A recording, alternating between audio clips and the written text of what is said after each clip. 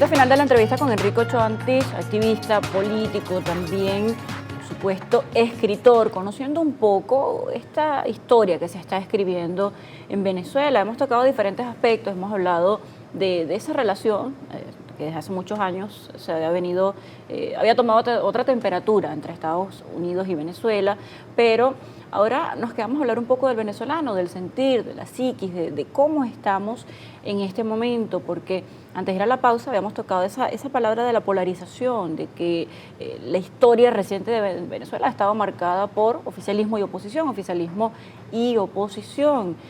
pudiera servir este momento, triste momento histórico, para reunir a los venezolanos, para unir a la familia que durante 2024, 2025, se había disipado, se habían peleado entre los grupos en familia, habían estado quizás lanzándole la puerta al vecino, se había reavivado un poco lo que era esa polarización tanto en la práctica como en la vida virtual a través de las redes sociales. Esto pudiera servir para el sentimiento nacional. Si por alguna razón llegamos a este pantano en el que nos hemos metido y a esta trágica resolución de los problemas, aparentemente al menos momentánea, de los problemas venezolanos, es justamente porque nos fracturamos como sociedad. Ya por allá lo dijo Jesús de Nazaret en algún momento, se nos cuenta en los evangelios, un reino dividido no perdurará, una casa dividida no se mantendrá en pie. Bueno, nosotros nos empeñamos con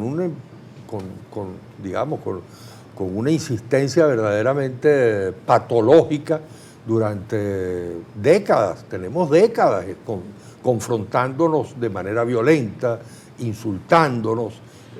Creo yo que hizo muchísimo daño. Yo no voy a discutir nunca las buenas intenciones, vamos a decir, de Hugo Chávez como fenómeno político e histórico en Venezuela. Sin lugar a dudas que él tenía un deseo de ayudar a los venezolanos, de ayudar a los pobres, él tenía una vocación justiciera, pero de buenas intenciones está empedrado el camino del infierno. Él llegó convencido de que tenía que confrontarse con todos los políticos del pasado, con los oligarcas venezolanos, con los ricos del país, y al final eso terminó produciendo una crisis política enorme y una crisis económica espantosa, porque los empresarios también empezaron a espantarse del país. Entonces, ese estilo de confrontación, de insultos, de descalificaciones, alguna vez, yo siempre se lo dije con respeto, se lo señalaba a Diosdado Cabello en su programa de los miércoles, con muchísimo respeto siempre se lo dije, ese no es el papel de un estadista, ese no es el papel de un político que tenga una alta calificación en el Estado y en la conducción del país, cuide los insultos en un programa que sale en el canal del Estado. O sea, nosotros tenemos la obligación ahora de recomponer este ánimo fracturado entre los venezolanos. No deben seguir los insultos. Ahora llegamos nosotros incluso al extremo de que ya no eran los insultos de la oposición contra el gobierno y del gobierno contra la oposición, sino que eran los insultos de un sector de la oposición contra otro sector de la oposición. Y entonces uno no podía tener una disidencia dentro del mundo de la oposición, expresar una opinión diferente a la que era mayoritaria, porque inmediatamente era calificado de traidor y de todo lo demás. De modo que yo sí creo, como tú dices, que es necesario restablecer el buen clima de civilizado, de debate político. El gobierno de Delcy Rodríguez tiene la enorme oportunidad de dar un testimonio y de conformar un gobierno de unidad nacional que Venezuela necesita a gritos, y que sea un testimonio frente al país de que los venezolanos estamos dispuestos a reencontrarnos y a reconciliarnos y a perdonarnos, si es que es necesario, para reconstruir la unidad nacional. @Primera Página GB es el canal de Telegram para que ustedes puedan enviar sus comentarios, inquietudes, preguntas para nuestro invitado Enrique Ochoa Antich. Mientras allí nuestros televidentes interactúan, ya vamos a revisar. Tomo las palabras de nuestra invitada en esta semana, Gley González Lobato, abogada, ella decía que en este momento esa oposición que ha tenido una ruta electoral, que ha tenido una participación, que en este momento está en algunos espacios de representación y de poder, está en un momento estratégico en el que sí o sí tiene que mejorar su actitud y entenderse y de alguna forma capitalizar el momento para poder seguir teniendo esa voz y que esa voz cada día tenga un poco más de fuerza y tenga un efecto, termine generando alguna acción y no sea solamente una representación.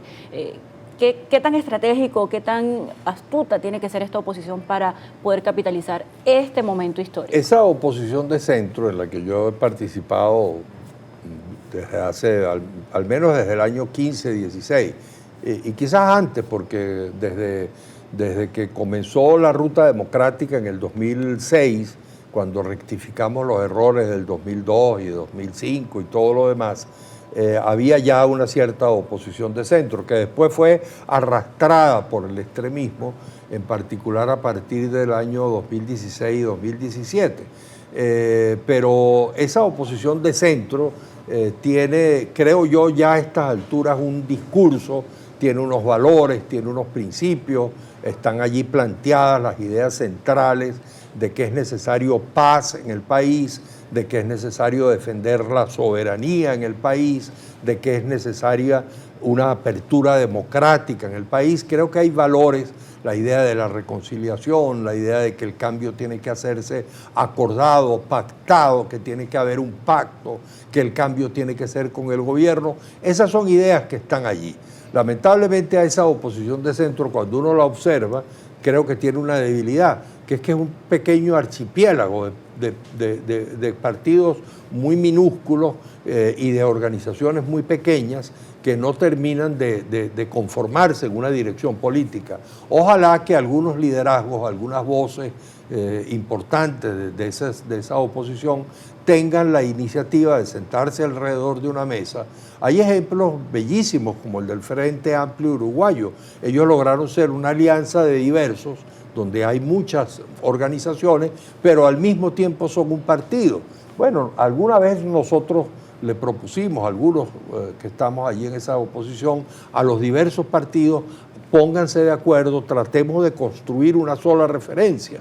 Es muy diferente que los venezolanos puedan observar en el centro a una dirección política coherente, en vez de ver que declaran lo mismo, hablan lo mismo, sostienen las mismas ideas, pero son diversas organizaciones que no logran otorgarle una orientación política a ese sector de centro, ¿no? Vamos con la participación en Telegram a través del canal @primerapágina.gb. Dice el usuario por acá, Manuel Santiago, parte de lo que ya había venido tocando en la entrevista. Buenos días, le pregunto al invitado, ¿cree usted que el gobierno es el único culpable de la intervención extranjera? Señala que en el 2022 la oposición estaba pidiendo una invasión y se ha producido también el secuestro de la pareja presidencial, y esto termina con las pretensiones de la oposición extrema de gobernar al país. Hace un planteamiento de los diferentes escenarios y pregunta quiénes serían los culpables. No, sin lugar a dudas, la oposición extremista tiene una responsabilidad fundamental. Lógicamente, el Estado, el gobierno, los que ejercen posiciones de Estado, tienen una responsabilidad siempre determinante. Quizás si el gobierno hubiese producido los actos de apertura democrática necesarios desde el principio, se habrían producido otros resultados. Ahora, la oposición extremista se encargó de crear un discurso, ese de la banda criminal que nos gobiernan unos narcoterroristas, Venezuela no es un país, sino un territorio ocupado, secuestrado por una banda criminal. Todo ese discurso terminó legitimando en particular al interior de la opinión pública norteamericana, combustionando a esa opinión pública norteamericana que le permitió al gobierno legitimar esta intervención. De modo que la oposición extremista tiene una responsabilidad fundamental en lo que ha pasado, y ojalá que los venezolanos lo vean así y que y que esa oposición vaya desapareciendo de la sociedad venezolana. Acá, por el contrario, el usuario Juan, a través del canal de Telegram, primera página que ve, realiza una pregunta crítica. Dice, buenos días, dice ese señor refiriéndose a nuestro invitado, Enrique. Dice, al igual que otros, ¿qué opinan? Parece que ante la arteria criminal la agresión de Estados Unidos, Venezuela debe olvidar y aflojarse. Le señala que hay más de 100 muertos y que si ellos no eran venezolanos importantes. Señala este usuario Juan, a través del canal de Telegram, basta de ser tan normalizadores. Habla de que si Venezuela afloja, van a rematar y llama a la firmeza. No se trata de aflojar, se trata de reconocer un hecho real. Estados Unidos está allí, está cerca de nosotros, está cruzando el Caribe, es la primera potencia militar y todavía sigue siendo la primera potencia económica del mundo. Y es el mercado más importante que existe en el planeta Tierra, con mayor capacidad adquisitiva que existe en el planeta Tierra.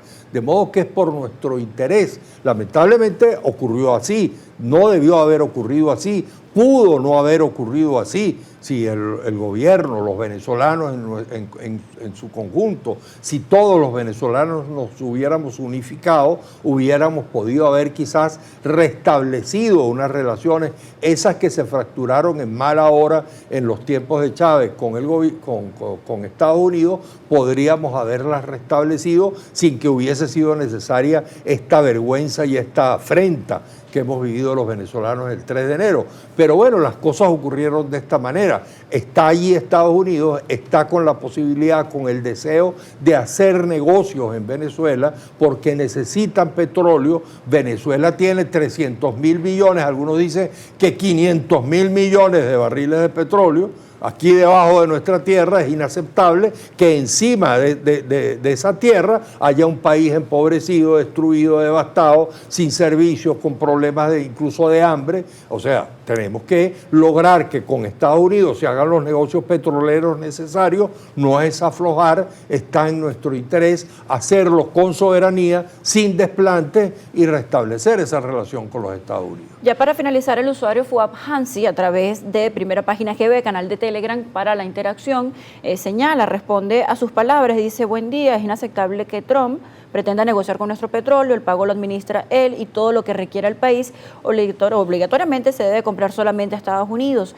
Señala o critica, dice, todo bajo presión bélica, se refiere precisamente respondiendo a las palabras. Pero ya aclararon que no es así, o sea, ya aclararon que efectivamente es con el petróleo que ellos obtengan y que ellos le compren a Venezuela, es una especie de acuerdo comercial. Así son todos los acuerdos comerciales. Yo confío en que hayan otros países y que hayan otras empresas europeas, españolas, italianas, de otros países que vengan también a producir petróleo en Venezuela. Pero Estados Unidos ha planteado lo que es un acuerdo comercial. Así son todos los acuerdos comerciales. Así eran los acuerdos comerciales del Pacto Andino entre Venezuela y Colombia. Yo te compro esto y tú me compras esto. Y llegamos al acuerdo de que somos un mercado especial.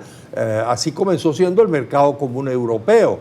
Así es Mercosur, o sea, y Mercosur está tratando de negociar con Europa un acuerdo comercial que es también de ese tipo, de modo que no es un tema de que Estados Unidos está imponiendo que solamente nos compran a nosotros. No, lo que se está buscando, y creo que el gobierno de Delcy Rodríguez lo está haciendo con inteligencia, ojalá que siga por ese camino, es buscar un acuerdo comercial con los Estados Unidos para poder ayudarnos mutuamente. Creo que puede haber un acuerdo ganar-ganar.